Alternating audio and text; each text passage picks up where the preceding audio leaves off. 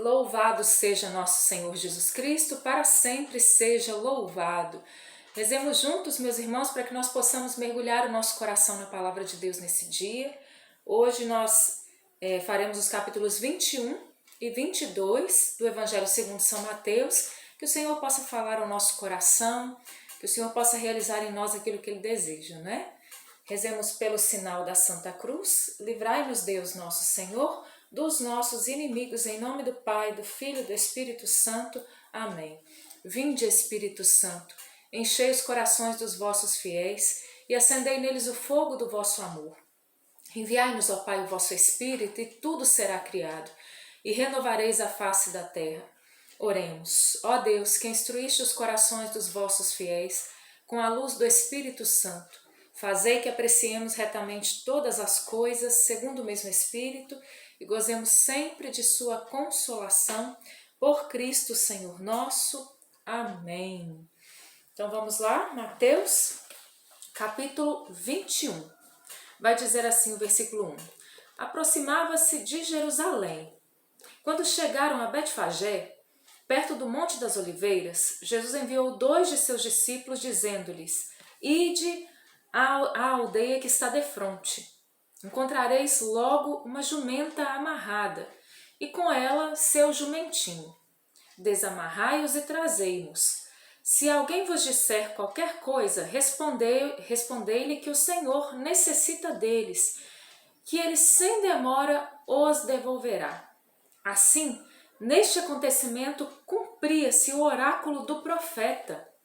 Dizei à filha de Sião: Eis que o teu rei vem a ti, cheio de doçura, montado numa jumenta, num jumentinho, filho da que leva o jugo.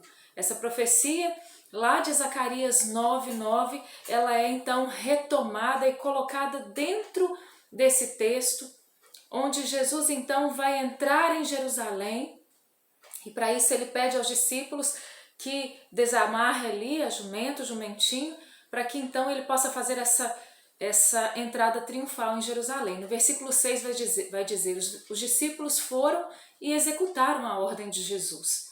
Trouxeram a jumenta e o jumentinho, cobriram-nos com seus mantos e fizeram-no montar. Então a multidão estendia os mantos pelo caminho, cortava os ramos de árvores e espalhava-os pela estrada. E toda aquela multidão que o precedia e que o seguia clamava: Hosana ao filho de Davi! Bendito seja aquele que vem em nome do Senhor! Hosana no mais alto dos céus! É o que a gente vai fazer no domingo de Ramos, né? Um domingo antes da Páscoa é o domingo de Ramos, onde nós celebramos isso que está dizendo aqui, né? É uma maravilha, né? Então nós vemos ali o cumprimento de uma profecia. Jesus que entra dessa forma em Jerusalém, mostrando aquilo que disse Zacarias 9:9. Dizei à filha de Sião: Eis que teu rei vem a ti, cheio de doçura, montado numa jumenta, num jumentinho, filho da que leva o jugo. Então foi dessa forma que Jesus entrou, as pessoas estenderam ali os seus mantos, os ramos pelo caminho e clamavam Hosana ao filho de Davi.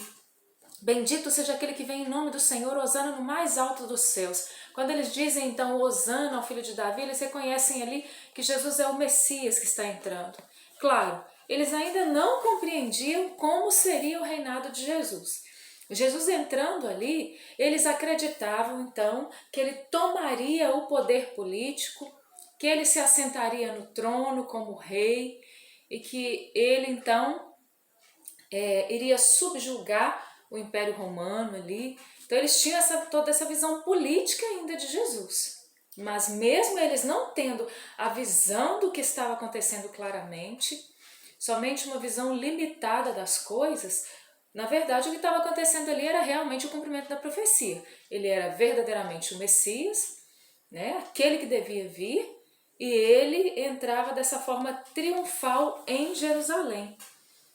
Quando ele entrou em Jerusalém, alvoroçou-se toda a cidade perguntando: Quem é este? A multidão respondia: É Jesus, o profeta de Nazaré da Galileia. Jesus entrou no templo e expulsou dali todos aqueles que se entregavam ao comércio. Derrubou as mesas dos cambistas e os bancos dos negociantes de pombas e disse-lhes: Está escrito, minha casa é uma casa de oração, mas vós fizestes dela um covil de ladrões. Então, assim que Jesus entra, dessa forma triunfal em Jerusalém, Mateus coloca aqui de uma forma especial esse evangelho, o evangelho segundo São Mateus, vem colocar logo depois da entrada de Jesus em Jerusalém, esta cena onde ele expulsa os vendilhões do templo. Para dizer o quê? Para dizer então dessa autoridade de Jesus, né? Diante do templo. Ele é a verdadeira autoridade diante do templo, né? Ele é a verdadeira autoridade diante do templo. E aquilo que estava acontecendo no templo não era correto, não era certo. A forma como eles estavam transformando ali o templo num lugar de comércio, a forma como eles estavam ali colocando as coisas em desordem naquele lugar, mostrava que estava errado. E a autoridade daqueles que estavam à frente do templo estava sendo usada de maneira errada. E ele, aquele que verdadeiramente tem a autoridade acima das outras autoridades, uma autoridade dada pelo Pai, ele entra então e ele derruba as mesas dos cambistas, os bancos dos negociantes, as pombas, e vai se cumprir mais uma palavra aqui, que está lá em Isaías 56:7. Minha casa é casa de oração. E Jeremias 7:11. Mas vós fizestes dela um covil de ladrões. Versículo 14. Os cegos e os coxos vieram a ele no templo e ele os curou. Com grande indignação dos príncipes, dos sacerdotes e dos escribas que assistiam a seus milagres e ouviam os meninos gritarem no templo: Hosana ao filho de Davi. Então, ali o que estava acontecendo era algo muito real, né? Muito verdadeiro. Jesus está no templo, o Filho de Deus estava ali e ele curava, né? Aqui vai dizer que ele curava os cegos e os coxos, porque a ele foi dada essa graça, né? Porque ele tinha realmente poder para fazer isso, e ali via-se os meninos gritarem Hosana ao filho de Davi, provavelmente aqueles meninos que tinham vindo já daquela entrada triunfal de Jesus, né, em Jerusalém, eles continuam a gritar Hosana ao filho de Davi, e Jesus dentro do templo, reconhecido por esses meninos como o filho de Davi, o Messias, né? E disseram-lhes eles: ouves o que eles dizem? Perfeitamente, respondeu-lhe Jesus. Nunca lestes essas palavras? Da boca dos meninos e das crianças de peito tirastes o vosso louvor? Salmos 8, 3. Então, Salmo 8 vai dizer isso. Da boca dos meninos e das crianças de peito tirastes o louvor. Então, Jesus retomando isso diante daqueles meninos que gritavam Hosana ao filho de Davi.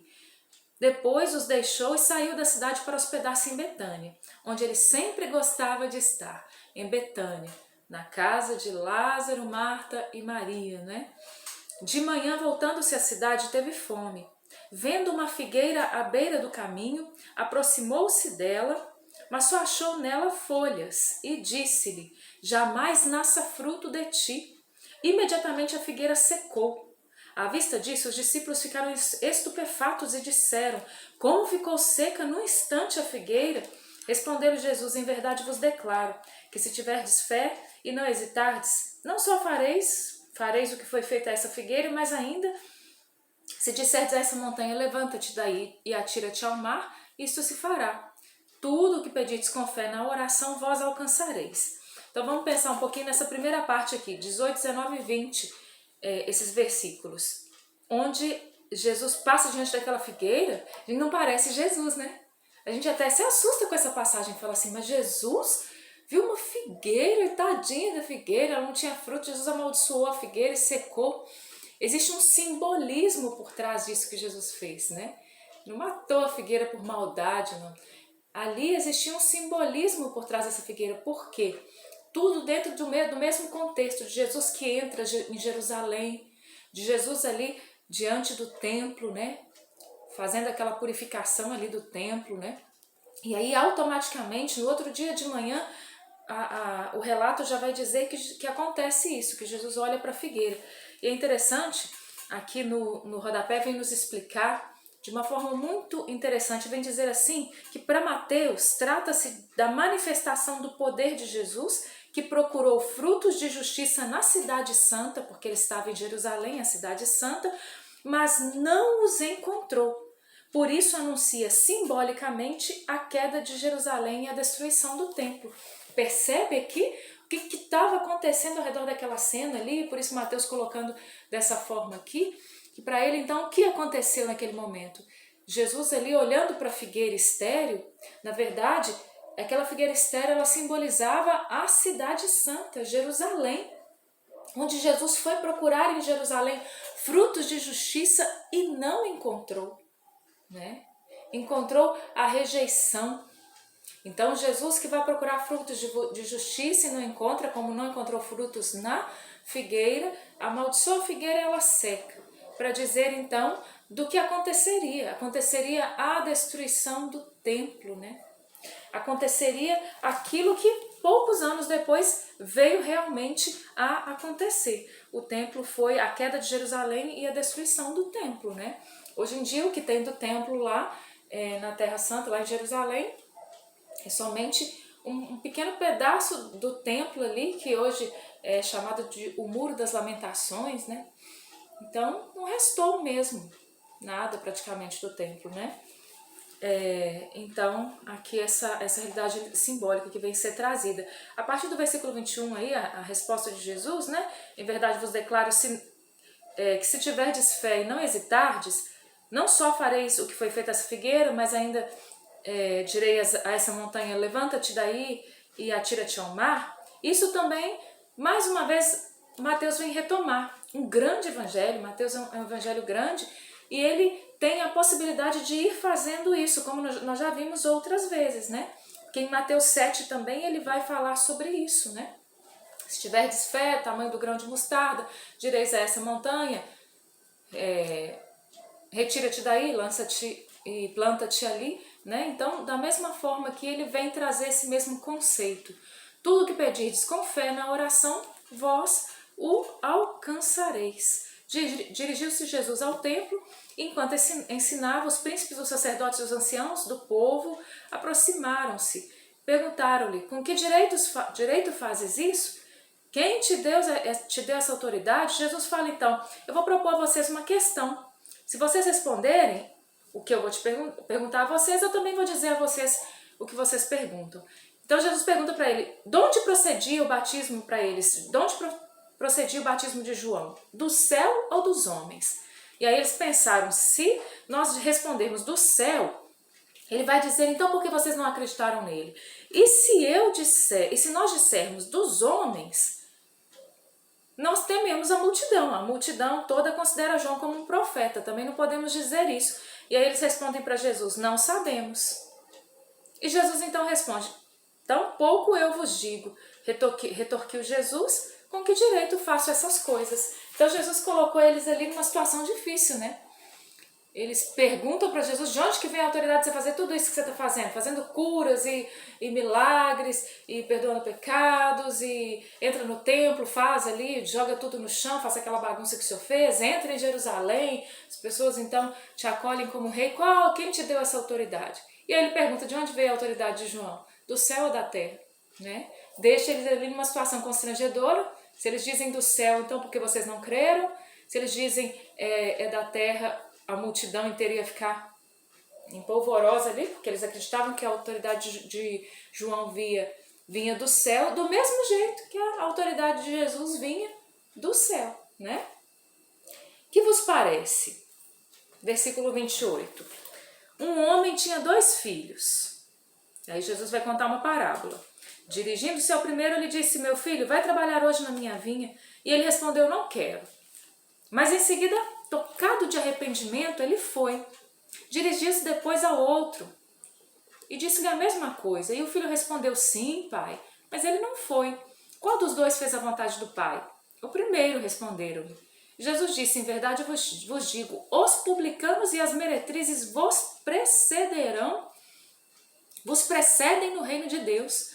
João veio a vós no caminho da justiça e não crestes nele.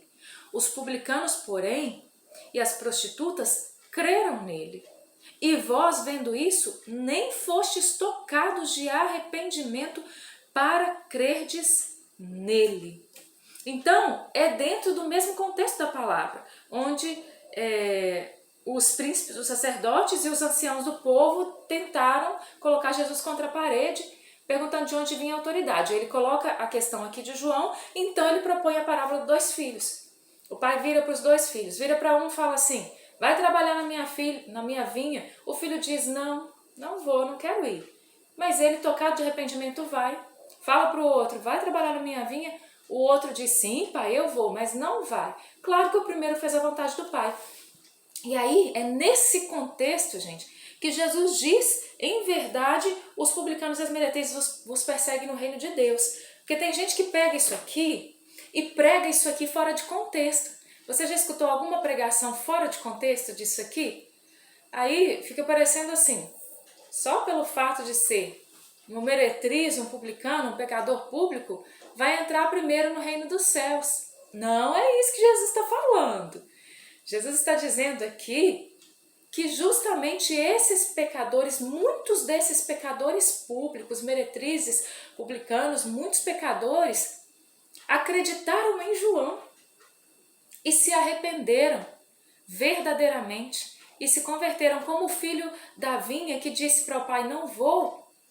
Então, ele estava errado em dizer não vou, aqueles pecadores estavam errados de viver uma vida de pecado, mas num determinado momento aquele filho cai em si e fala, não, eu vou sim, né? E vai trabalhar. Mesmo tendo dito ao pai que não ia, ele vai trabalhar na vinha para o pai, porque a consciência dele, então ele cai em si.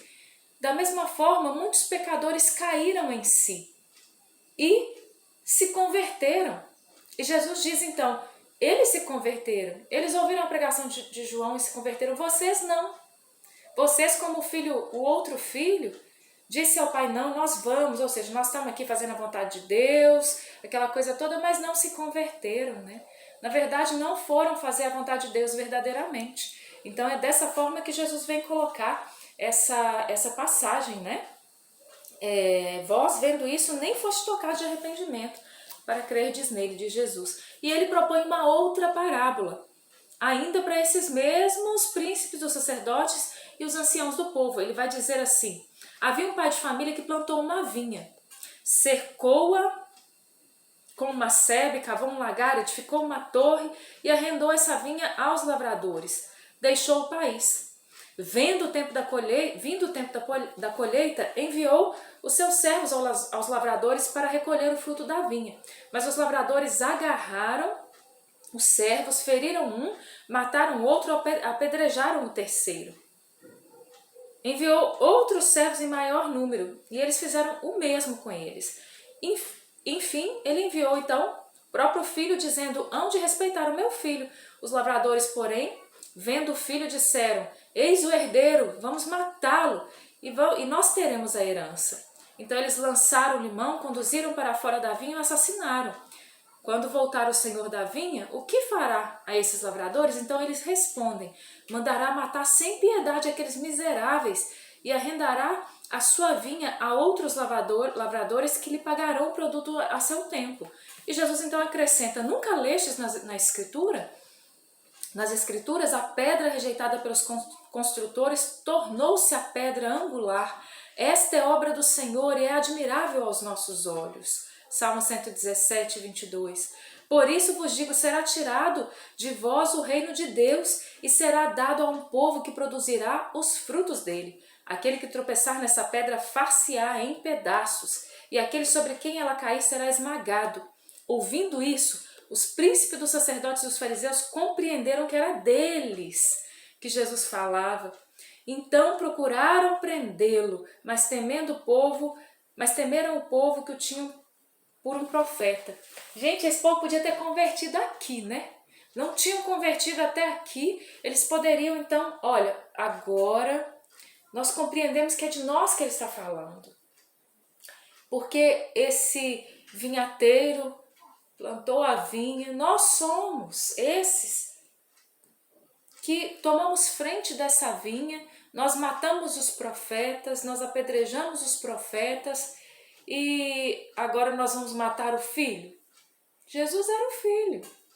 Mas aí que eles ficam com mais raiva ainda e decidem, vamos matá-lo, porque ele está falando da gente, não é? Ficam mais irritados ainda.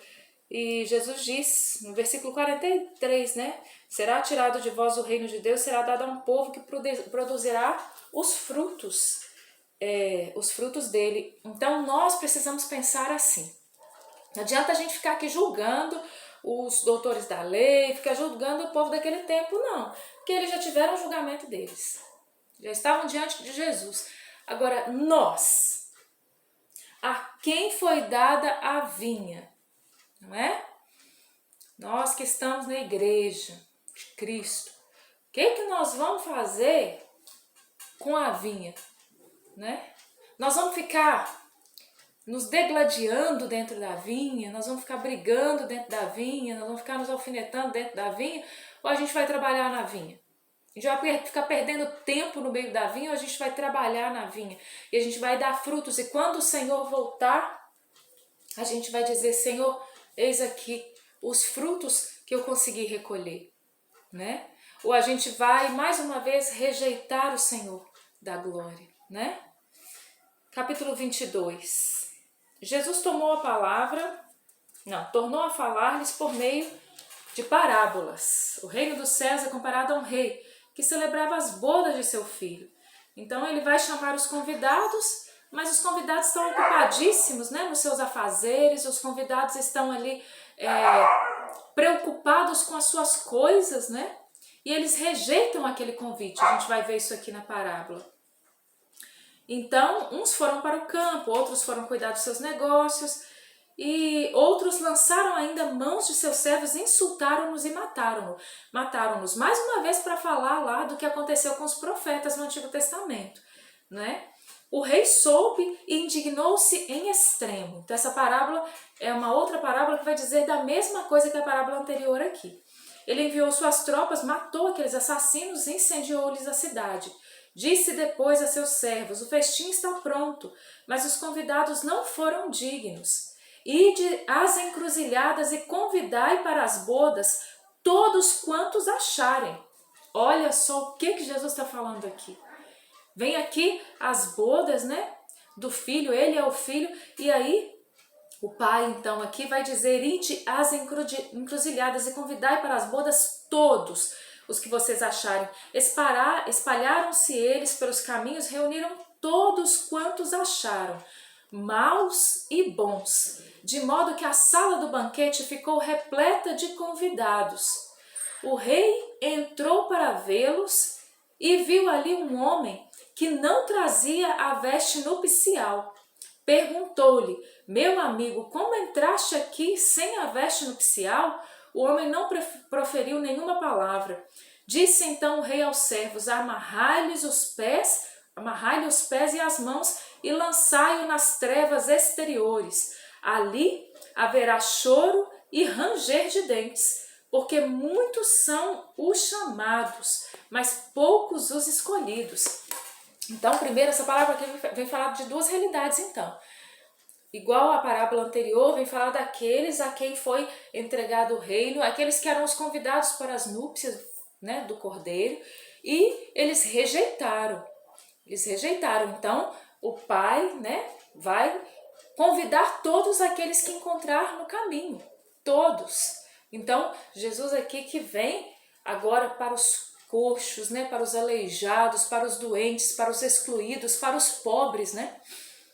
E então entra uma outra cena dessa parábola, né? Entra uma outra cena, dentro daqueles que foram convidados para o banquete, aqueles que vieram agora, não os primeiros convidados que rejeitaram, mas esses novos convidados que entram, dentro desses, no meio desses, estava um que não trazia a veste nupcial, né? Não estava com a veste adequada. Então, ele é amarrado, os pés e as mãos, lançado nas trevas exteriores. Ali haverá choro e ranger de dentes. Do que está falando aqui? Todos nós, né, que fomos esses convidados, né, os coxos, os aleijados, os pecadores, os pobres, que fomos os convidados. O que nós rezamos na Santa Missa? Né? Que nós somos os convidados para as núpcias do Cordeiro. Então o padre ergue ali, né? O cordeiro ergue ali o corpo de Cristo e diz: eis o Cordeiro de Deus que tira o pecado do mundo. Não é assim? Nós somos os convidados para as núpcias do Cordeiro, mas nós precisamos viver conforme a graça de Deus. Nós tivemos a graça de sermos convidados, nós tivemos a graça de entrarmos nessa festa das núpcias. Nós somos os convidados agora. E o que nós faremos? Nós estaremos vivendo de acordo com aquilo que Deus nos deu, com a graça que Deus nos deu? Ou depois de termos sido convidados e de estarmos na presença do Senhor, nós vamos ainda querer viver uma vida antiga, uma vida errada. Nós estaremos ainda com as vestes sujas e rasgadas. Então, agora, essa parábola vem nos confrontar, né? Nós precisamos viver conforme a graça que nos foi concedida. Nós não podemos ser hipócritas e vivermos de outra forma. Nós precisamos lutar para sermos dignos de estarmos no banquete do Cordeiro. Nós precisamos estar ali dignos, com o coração limpo. E nesse tempo, então, em que nós vivenciamos na igreja esse tempo quaresmal, nós somos convidados a repensar isso mais uma vez, de uma forma intensa, de uma forma profunda, nos perguntarmos o que eu tenho feito com a minha vida. Essa é a proposta da igreja para mim e para você nesse tempo. Essa é a proposta do Senhor para mim e para você nesse tempo. O que é que nós temos feito com a nossa vida? Como é que nós temos vivido? Nós precisamos de conversão. É tempo de bater no peito e de dizer: eu preciso de conversão, e de nos convertermos verdadeiramente e de darmos frutos de verdadeira conversão. Não como aquela figueira estéril que não dava frutos, mas nós somos convidados a frutificarmos verdadeiramente, a vivermos como nós somos convidados pelo Senhor. Nós somos então interpelados hoje por essa palavra, não é? E logo depois, aqui no versículo 14 vem dizer então: porque muitos são chamados e poucos são os escolhidos. O que quer dizer isso, né? Dentro desse contexto da palavra. Muitos foram convidados então para essa festa nupcial, mas nem todos foram achados dignos dela. E aí entra a questão dos escolhidos. Então, ser escolhido não diz tanto respeito à ação de Deus em relação a nós, mas diz respeito à resposta que nós estamos dando a Deus. Eu estou respondendo a Deus como um escolhido, porque não adianta só ser chamado, porque muitos são chamados, mas para ser escolhido eu preciso viver conforme aquilo a que eu fui chamada. E nós somos chamados à santidade. Então, que nós sejamos santos, que o Senhor nos dê a graça da santidade e que nós vivamos conforme a graça de Deus. Esse é o chamado de Deus nessa palavra para nós, para mim e para você nesse dia. Reuniram-se então os fariseus para deliberar entre si sobre a maneira de surpreender Jesus nas próprias palavras. Mais uma vez vem aqui os fariseus para tentar pegar Jesus em alguma cilada, né? E aí eles perguntam para Jesus: é permitido ou não pagar o imposto a César? Jesus, percebendo a malícia deles, ele responde: por que me tentais, hipócritas? Mostrai-me a moeda com que se paga o imposto. E então eles apresentam um denário e Jesus pergunta: de quem é esta imagem e essa inscrição? De César. Eles responderam. Então Jesus diz: dai, pois, a César o que é de César e a Deus o que é de Deus. Esta resposta encheu-os de admiração e, deixando-o, retiraram-se. Não é?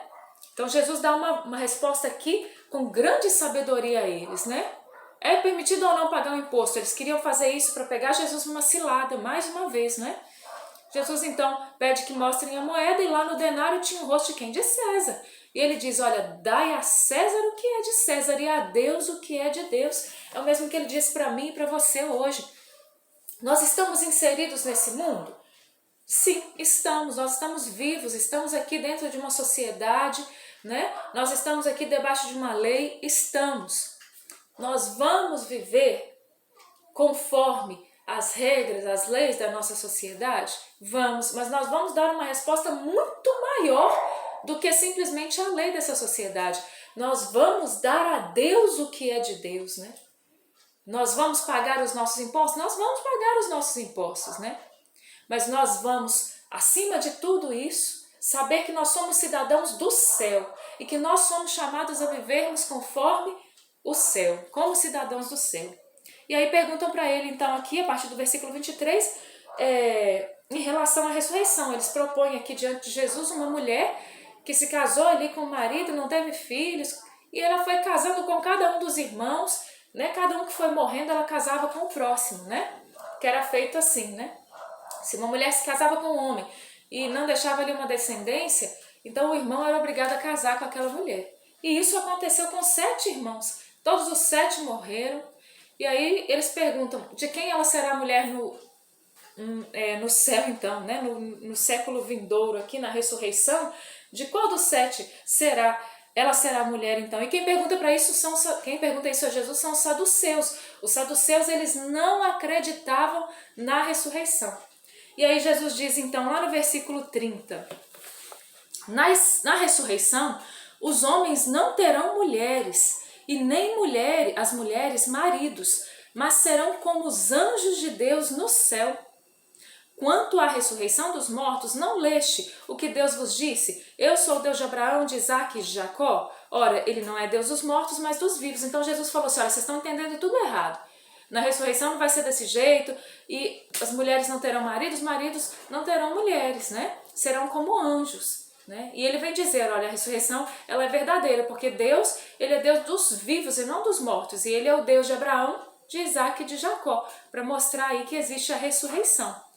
E aí depois eles se colocam de novo ali diante de Jesus, né, um doutor da lei, ele pergunta qual é o maior mandamento da lei? Jesus então responde para esse doutor da lei, amarás o Senhor teu Deus de todo o teu coração, de toda a tua alma e de todo o teu espírito. Esse é o maior e o primeiro mandamento. E o segundo é semelhante a este, amarás o teu próximo como a ti mesmo. Nesses 2 mandamentos se resumem toda a lei e os profetas. Então Jesus vai ensinar aquele que é o maior de todos os mandamentos, né? O maior de todos os mandamentos, que é o mandamento do amor. Então Jesus vem dizer que toda a lei e os profetas estão resumidos aqui nesses 2 mandamentos. Nesses 2 mandamentos, amar a Deus sobre todas as coisas e ao próximo como a ti mesmo. Se nós cumprimos esses mandamentos, nós vamos cumprir os 10 mandamentos da lei de Deus, nós vamos cumprir toda a lei, todos os profetas, nós vamos fazer a vontade de Deus se nós vivermos dessa forma, né? Se nós amarmos a Deus verdadeiramente sobre todas as coisas e se nós verdadeiramente amarmos o próximo como a nós mesmos, né?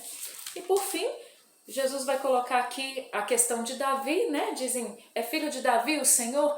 E ele diz, né? Que Davi mesmo vai dizer, senta-te à minha direita até que eu ponha, disse o Senhor ao meu Senhor, senta-te à minha direita até que eu ponha os teus inimigos por escabelo de teus pés. Se Davi o chama Senhor, como ele é seu filho. Ninguém pôde lhe responder nada, e depois daquele dia ninguém mais ousou interrogá-lo. Então uma das questões que foi colocada diante de Jesus, Jesus respondeu bem, respondeu com sabedoria. Que o Senhor nos ensine a darmos também uma resposta de sabedoria ao mundo e a vivermos nesse mundo como Ele viveu. Louvado seja o nosso Senhor Jesus Cristo, para sempre seja louvado.